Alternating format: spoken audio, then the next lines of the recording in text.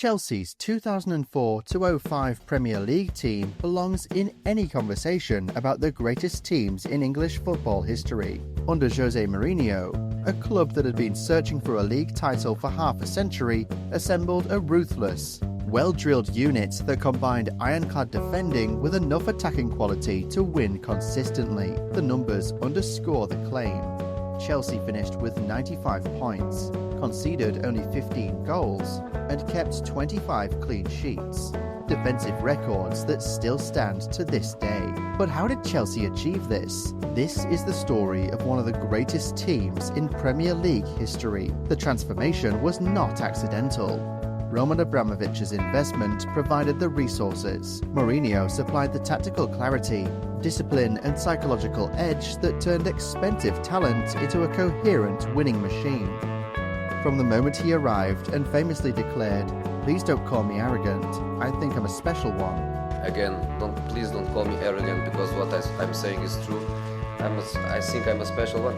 Mourinho set a tone of unshakable confidence that the team would soon match on the pitch. This is our next video in a series highlighting the greatest teams of the Premier League era. Our next video will feature the 2008 Manchester United team, which won the League and European Cup double.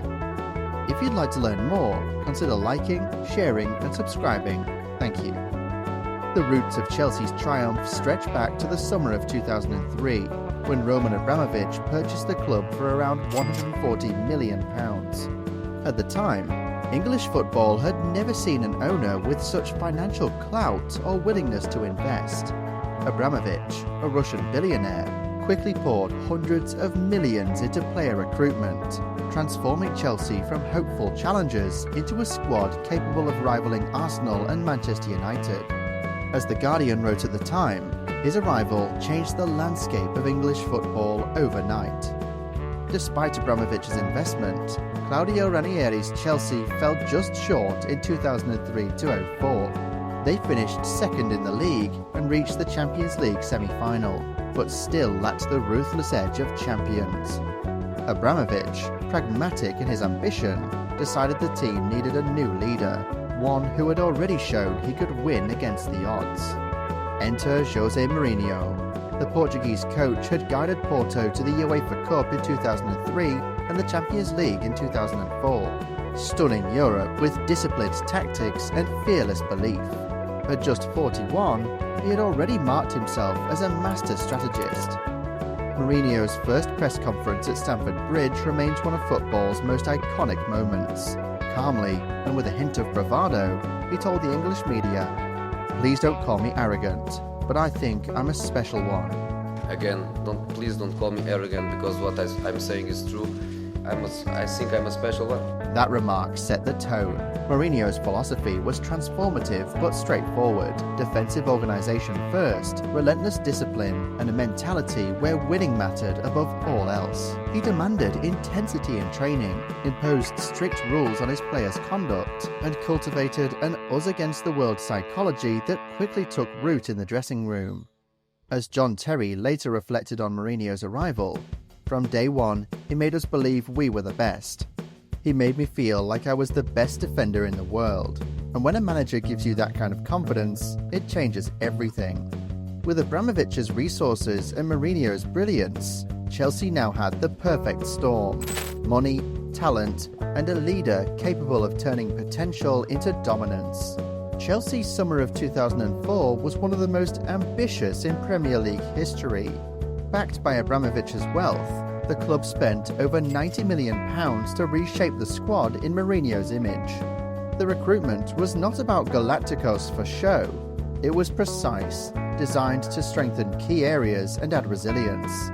The most important signing was goalkeeper Petr Cech, bought from Rennes. At just 22, he would go on to set a Premier League record with 24 clean sheets in his debut campaign. Alongside him came Ricardo Carvalho and Paulo Ferreira, trusted lieutenants from Mourinho's Porto side. Their familiarity with his tactical demands ensured Chelsea's defensive structure would be watertight. Up front, Chelsea landed 𝐷idier Drogba from Marseille for £24 million. Though his goal tally was modest compared to later years, His physicality, work rate and presence unsettled defenders and opened space for others. In midfield, 𝐵𝐻𝐺 was added for balance, while the heart of the team, Frank Lampard, John Terry, Claude Makelele, Joe Cole, Damien Duff and 𝐼𝐻𝐵𝐿 Gudjohnsen remained central. As Mourinho himself explained, "We don't want the best players, we want the right players." Chelsea opened the Premier League campaign in authoritative, Mourinho-style fashion by beating Manchester United 1-0 at Stamford Bridge on August 15, 2004. 𝐼𝐻𝐵𝐿 Gudjohnsen's 14th-minute strike proving decisive. A weekend later, Chelsea followed up with a 1-0 win away at Birmingham City. Joe Cole scored the winner. 3 days after that, they travelled to Selhurst Park to beat newly promoted Crystal Palace 2-0, Didier Drogba and 𝐵𝐻𝐺 getting the goals. The month closed with a dramatic 2-1 home win over Southampton. James Beattie put the visitors ahead within 12 seconds, but he later turned the ball into his own net and Frank Lampard converted a penalty to secure the 3 points for Chelsea. After the international break, Chelsea dropped their first points in September, a 0-0 draw at Aston Villa and another 0-0 at home to Tottenham. October brought both a statement win and the one blemish of the league campaign. On the 3rd of October, Chelsea beat Liverpool 1-0 at Stamford Bridge, thanks to a goal from Joe Cole. But on the 16th of October, Chelsea suffered their only league defeat of the entire season, losing 1-0 away to Manchester City when Nicolas Anelka converted an early penalty. The response was emphatic. Chelsea thumped Blackburn Rovers 4-0 thanks to a Gudjohnsen hat-trick and a Damien Duff strike. A week later, they won 4-1 away at West Bromwich Albion. Chelsea was showing they could score goals as well as keep them out. Chelsea's push gathered real momentum in November. Arjen Robben, returning from a long pre-season injury, bent home a left-footed strike in the 72nd minute to beat Everton 1-0 and, crucially, send Chelsea to the top of the table for the first time that season. They played a defensive game, but did it well, Mourinho said afterwards. They were strong, experienced and tough and made it difficult for us, but I thought we deserved what we got. A week later, Chelsea travelled to Craven Cottage and produced a statement performance, beating Fulham 4-1. Frank Lampard opened the scoring, and Robben added a superb second. William Gallas and 𝐵𝐻𝐺 completed the rout. That victory kept Chelsea 2 points clear. The middle of November brought mixed moments, but overall momentum continued. A 2-2 draw with Bolton at Stamford Bridge thanks to goals from Duff and 𝐵𝐻𝐺. 4 days later, they produced a comprehensive 4-0 win away at Charlton thanks to goals from Duff, John Terry twice and 𝐼𝐻𝐵𝐿 Gudjohnsen. Chelsea were now 5 points clear as defending invincible champions Arsenal faltered. The superb form continued into December. Chelsea dismantled Newcastle 4-0 at Stamford Bridge.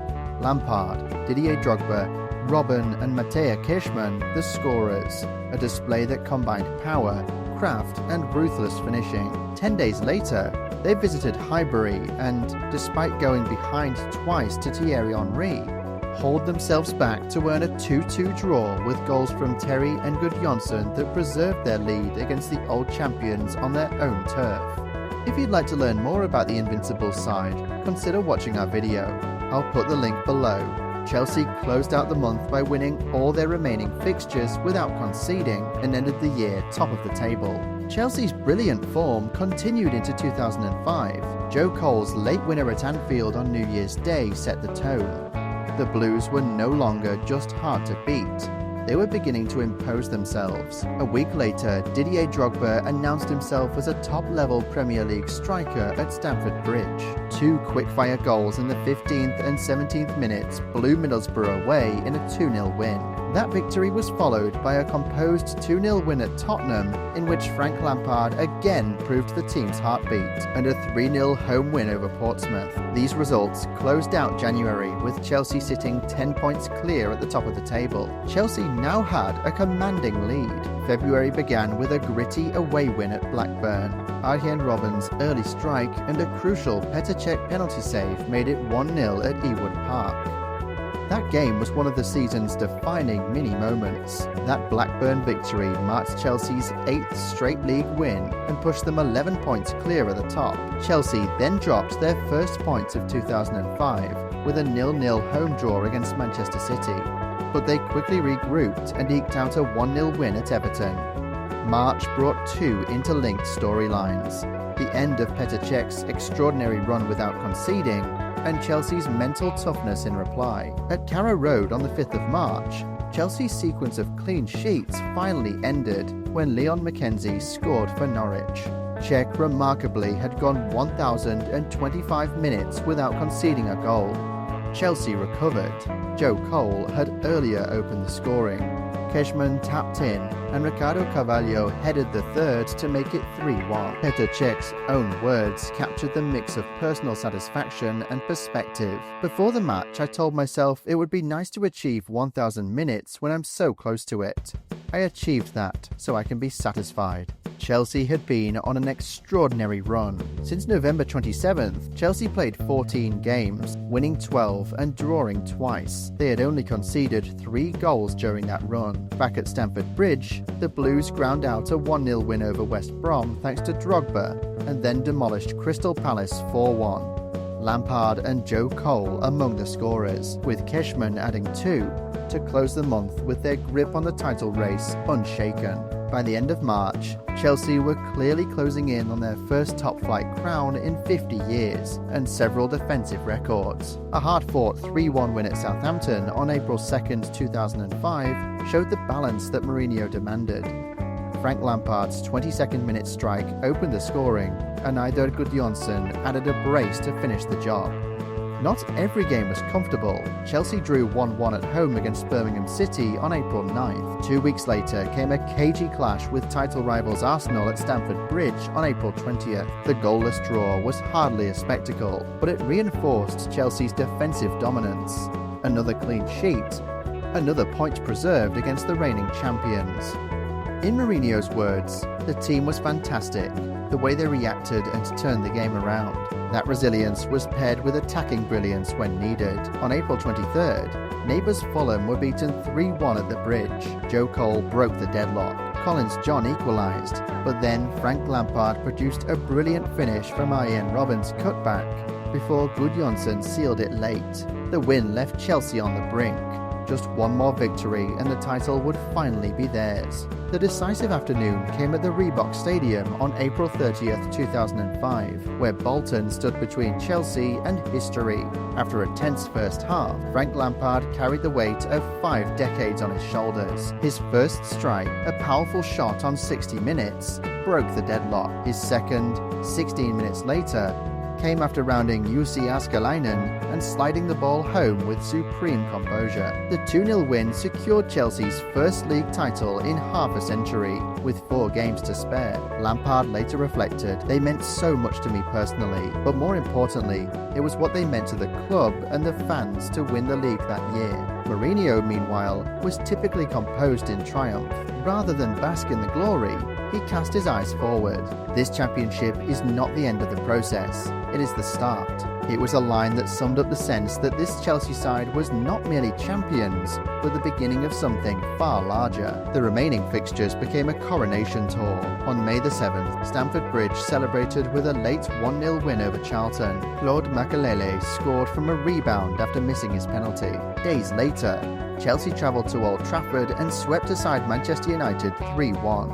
Thiago, 𝐬𝐿𝐴 and Cole overturning Ruud van Nistelrooy's opener. The season closed with a sense of authority. By the end of May, the numbers told the story as much as the emotion. 95 points, a record at the time, and only 15 goals conceded all season. Chelsea had turned consistency into dominance, and Mourinho's words after Bolton felt prophetic. This was not simply a title win, it was the birth of a new force in English football. Chelsea's 2004-05 season was more than a title win. It was a transformation of English football. In Mourinho's first year, the club claimed their first league crown in half a century. Chelsea would go on to become a dominant force in English football for years to come. It all started in this remarkable season. This was a team of balance. Cech's record-breaking goalkeeping Terry and Carvalho's granite partnership, Makelele's unseen control, Lampard's decisive brilliance, and Drogba's raw power, supported by Robben and Duff's invention. They were efficient, relentless, and mentally unshakable. Mourinho's ability to blend Abramovich's investment with a winning mentality created a side that suffocated opponents and instilled fear across the division. The legacy endures because Chelsea's success marked a turning point. Their defensive record set a standard still unmatched. Their points tally was a benchmark until Manchester City's rise over a decade later, and their style, pragmatic, disciplined, but punctuated by moments of quality,